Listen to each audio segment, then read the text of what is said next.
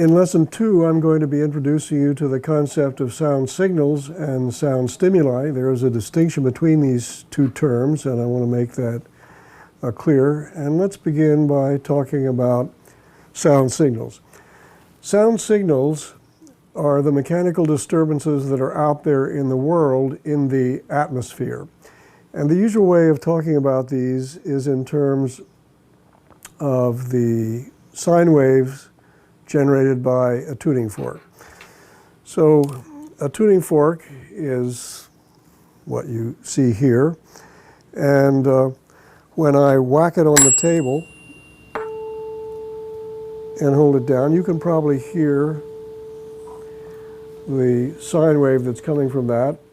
This tuning fork is at 440 hertz, hertz being the term that we're going to be hearing a lot about. That is the measure of sound signal frequency.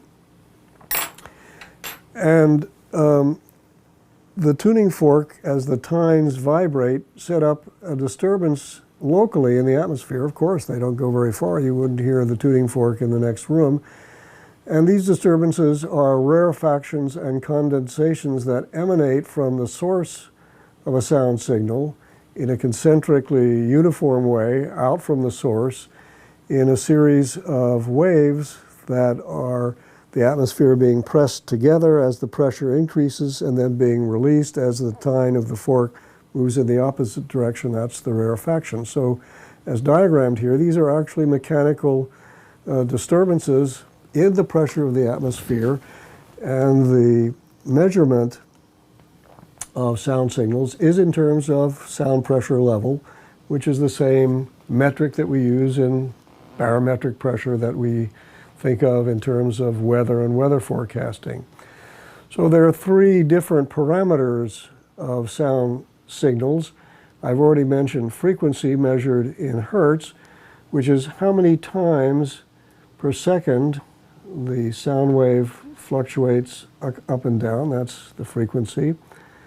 The amplitude of the wave, how big or not so big the disturbance is in terms of normal atmospheric pressure, baseline atmospheric pressure, which is the black line in this diagram.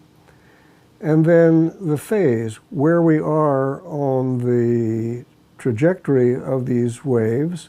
And that's important if you think of two different waves that are happening at the same time that can interfere with one another, and they can amplify each other if they are in phase, in synergy with each other, or cancel each other if they're out of phase.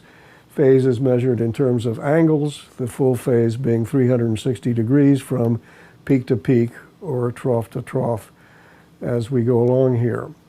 So that's sound signals. Again, keep in mind that these signals are out there whether we're there to listen to them or not. They are not stimuli. Stimuli only happen when we bring into the picture the apparatus that we talked about in Lesson 1. I'm not going to go over this again, but remember that the sound signal reaching the ear is amplified, filtered, transduced in the inner ear by the basilar membrane, whereby the sound signal in the atmosphere is transduced into a sound stimulus. That's a biological phenomenon that initiates the signals that travel centrally that eventually allows us to perceive a sound.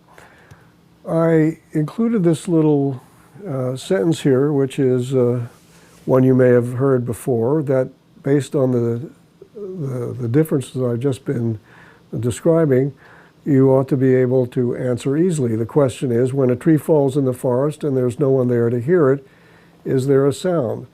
Well, if you keep in mind the difference between a sound signal and a sound stimulus, the answer to this philosophical puzzle that I think people have sometimes taken seriously is obvious.